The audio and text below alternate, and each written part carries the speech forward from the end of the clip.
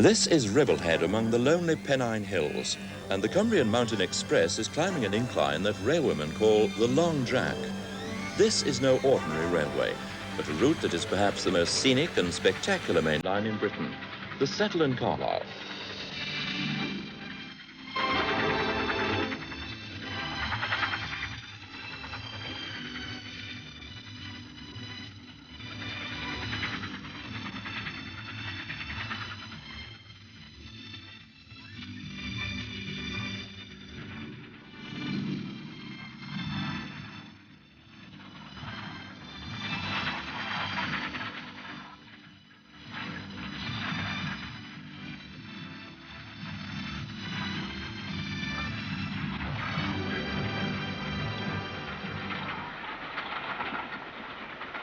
Like many human endeavours, the Settle in Carlisle line was born out of a long frustrated need.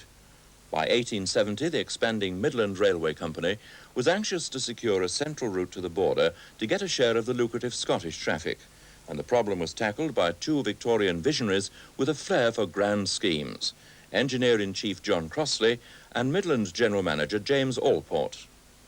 Their plan was for a 72-mile route from Settle to Carlisle by the Ribble and Eden valleys, through the limestone of the Yorkshire Hills, by Pennygent and the Table Mountains of Ingleborough and Wild Boar Fell, across the great Pennine Fault to the red sandstone of the Vale of Eden.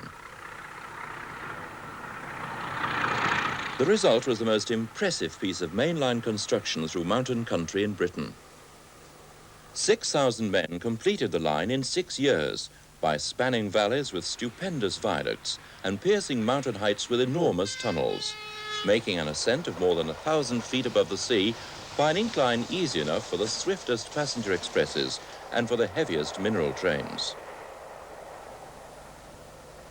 The workers lived in shanty towns built on the moors, grandly named Sebastopol, Jericho, Jerusalem, and Salt Lake City. It is the generations of railway men and women that have given the line its special character. The train crews, the signalmen, the plate layers, the station staff, people like leading porter Monica Potter, who has given years of service to the railway traveller.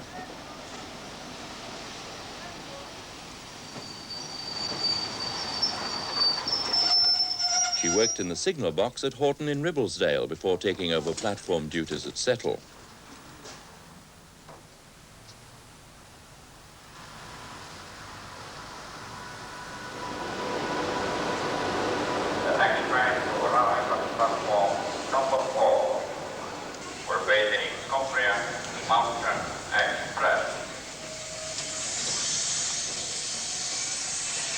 It was the return of steam to the Settle in Carlisle which captured the imagination of railway enthusiasts.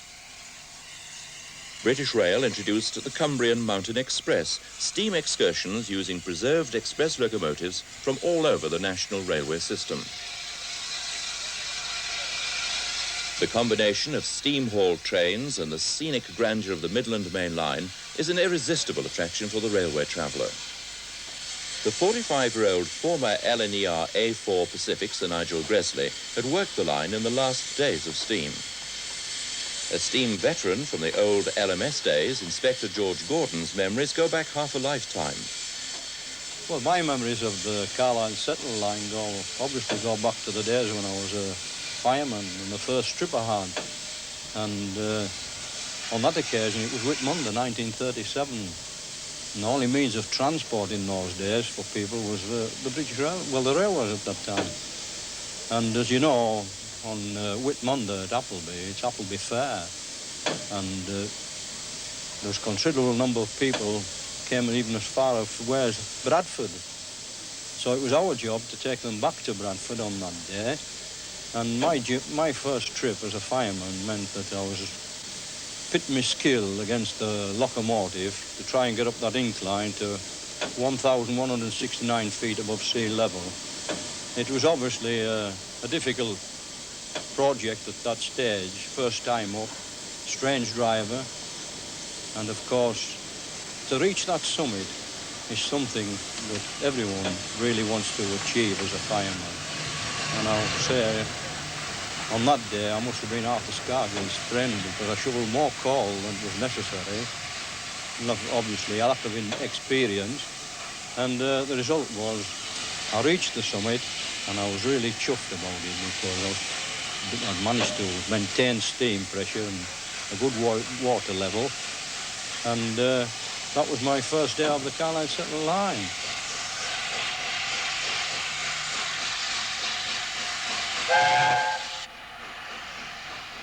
In the days before grouping, 8 railway companies worked in and out of Citadel Station at Carlisle, and the Midland Railway was the last company to arrive in 1876.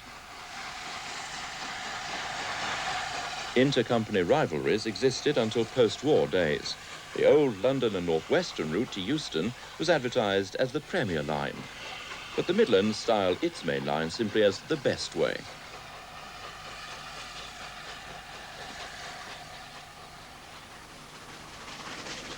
At Armathwaite, the line starts its long ascent in the peace and tranquility of the Eden Valley, with views of the Lake District Mountains to the west and the giant slopes of the Pennines to the east. Local opinion was that no railway was possible here, but the Midland engineers raised a huge viaduct south of the station and immediately pierced a red sandstone hill with the first of 14 tunnels. The narrow Eden Gorge could only be negotiated by climbing along a precipice 150 feet above the river, through the heavily timbered barren wood.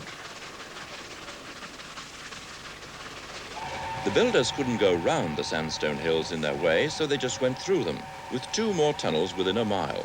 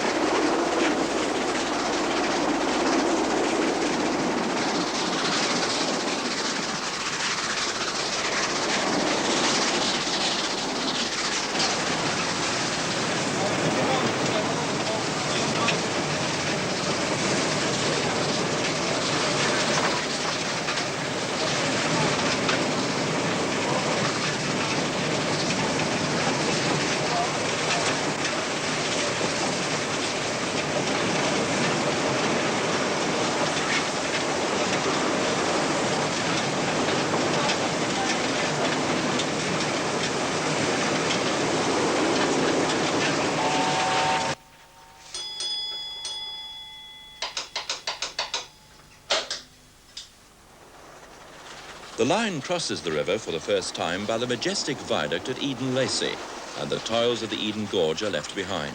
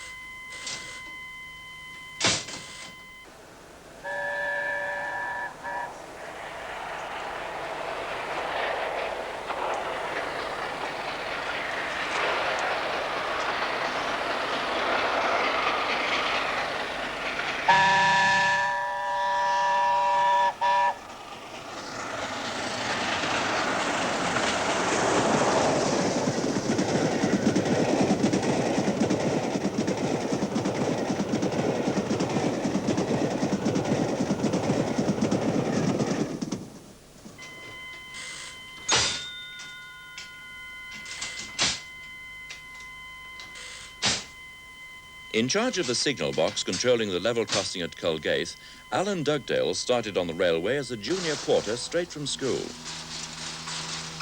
Of course, it's fantastic today, the amount of interest there is in the steam trains. But when I started 40 years ago at Lazenby Station, of course, there were all steam trains then.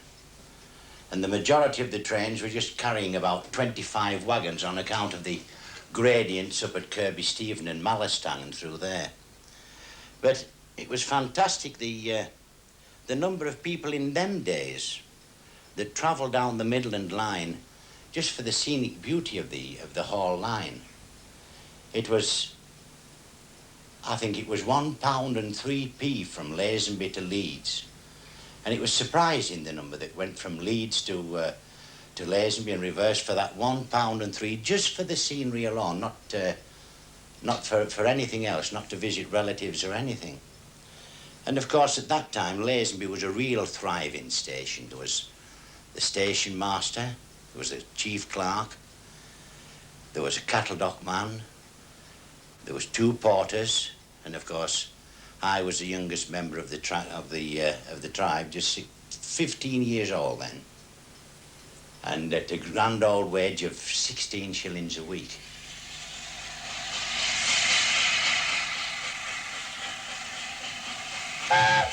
Appleby in Westmoreland was once an important junction on the Settle and Carlisle. They rang the church bells here when the Midlands Bill for the construction of the line passed through Parliament. The station is sited high above the town and in its heyday handled a great deal of agricultural and dairy traffic.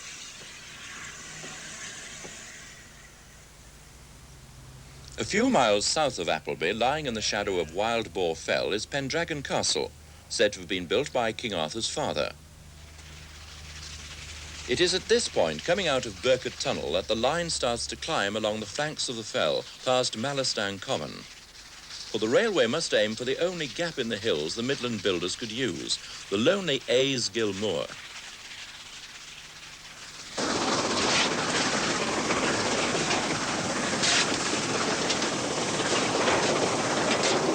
The steam locomotive tackling a climb with a heavy load is a personification of power which diesel or electric traction can never match. The distinctive beat of Sir Nigel Gresley's exhaust as the engine heads for the summit is music to the ears of lovers of steam.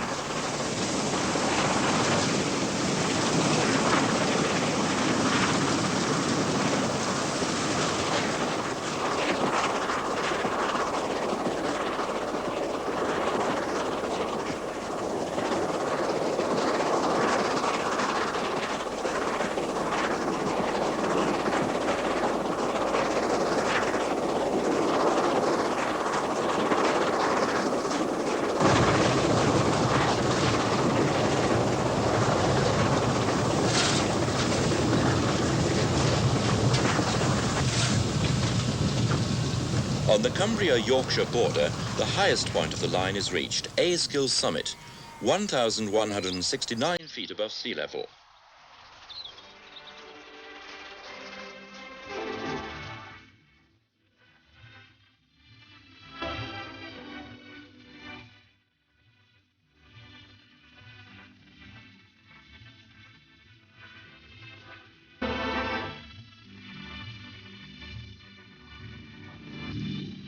The line must maintain this elevation for another 10 miles, and this proved to be the most difficult section of the route to build, with a rapid succession of high fells, peat moors and deep valleys to negotiate, through one of the wildest and loneliest parts of Yorkshire.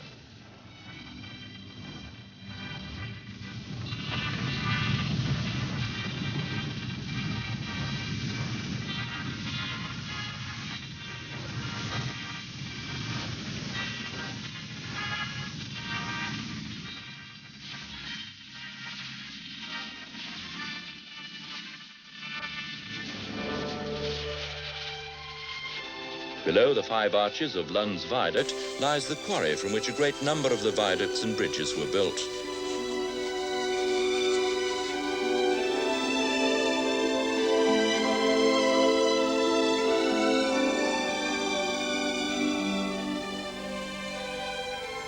Through Moorcock Tunnel, the line reaches the head of 2 Yorkshire valleys, Garsdale and Wensleydale, crossing the 12-arch Dandry Mire Viaduct, which was built out of desperation. An embankment here was originally planned, but the land proved too boggy to support one. At Garsdale Station, Sir Nigel Gresley stops to quench his 5,000-gallon thirst. In the days of steam, Garsdale boasted the highest water troughs in the world. Formerly known as Hawes Junction, this railway community was built in the hills to serve the branch line to Hawes, and once had a turntable so exposed that the fierce winds sent an engine spinning. The engines that haul the steam specials on the long drag are superb examples of express locomotives from the heyday of steam, meticulously maintained in their original company liveries. Julian Riddick is chairman of the A4 Locomotive Society. The Settle and Carlisle Railway. I think it takes me back to when I first went to live in Yorkshire in 1948. And I remember having a lovely day out by train to Appleby. And it was in 1965, when I was just about to leave Yorkshire, that the opportunity came along to buy 449 to Nigel Gresley. Unfortunately, at that very moment, I was moving down south. But then, of course, we eventually decided to put it through the works and have it overhauled properly. And ever since 1967, we have had the privilege and the great fun of running on VR main lines all over the place, in different places, even after the steam ban. And I think from then onwards, of course, we began to realize that we were in the leisure business, which is great fun, because I think the leisure business is very important in this country. We have many, many overseas visitors we've had on the trains we've run. We have to take this locomotive out of service, and we've got to spend a vast sum of money, £30,000 or thereabouts, on having the boiler completely retubed. And this is a very big, expensive business, which, thank goodness, doesn't happen too often. But when it does happen, you're faced with the prospect of trying to find the money.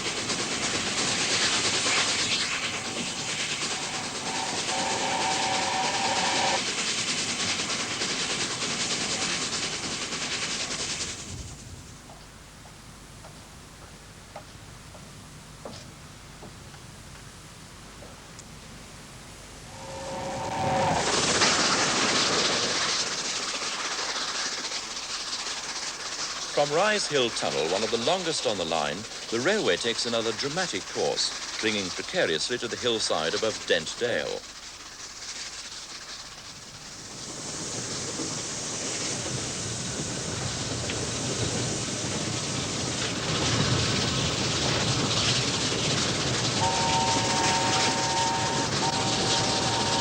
The station at Dent is the highest mainline station in the land, and the most prone to blockage by winter snow.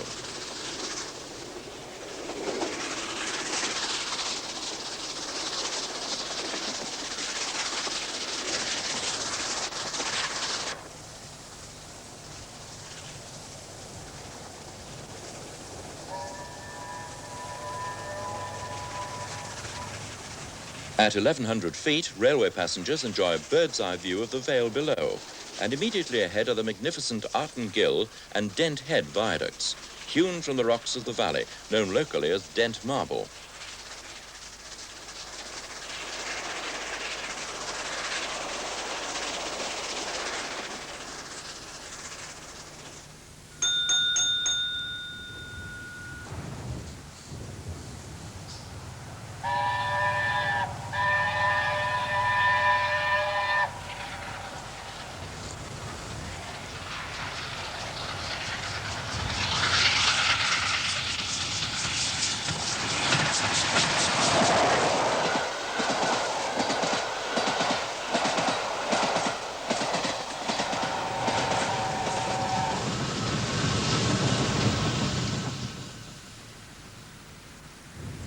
Blee Moor is the most inhospitable place between Carlisle and Settle. Wild country as empty today as it was a century ago. With a signal box so remote, no road leads to it. Buffeted by winds strong enough to lean into, which can blow for days. The men who keep a lonely vigil here rely on the tea-time goods train from Appleby to supply their drinking water.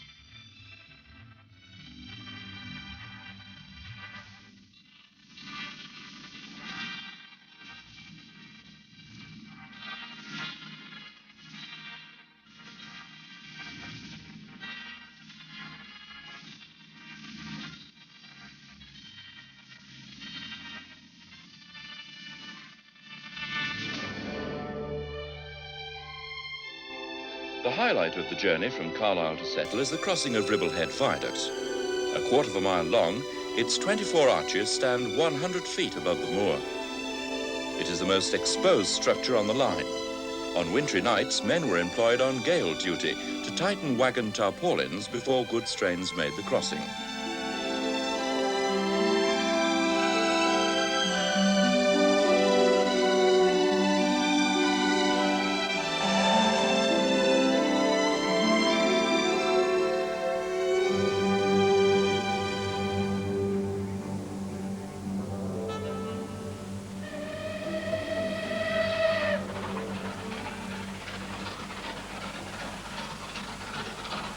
A lonely whistle in the wind recalls a multitude of memories for devotees of this railway in the hills.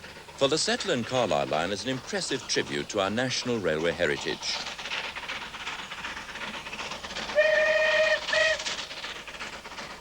It was conceived by men of imagination who possessed supreme confidence in the technology of their age.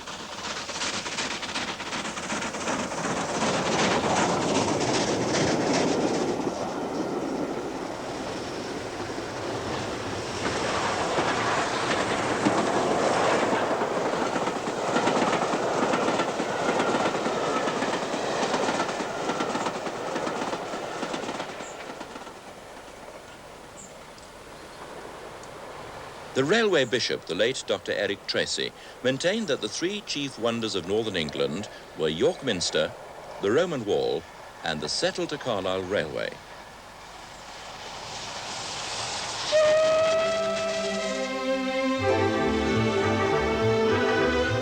The bold viaducts and tunnels stand as monuments to Victorian railway engineering, and the people who have worked the line over the past 100 years have assured this remarkable route a permanent place in British railway history.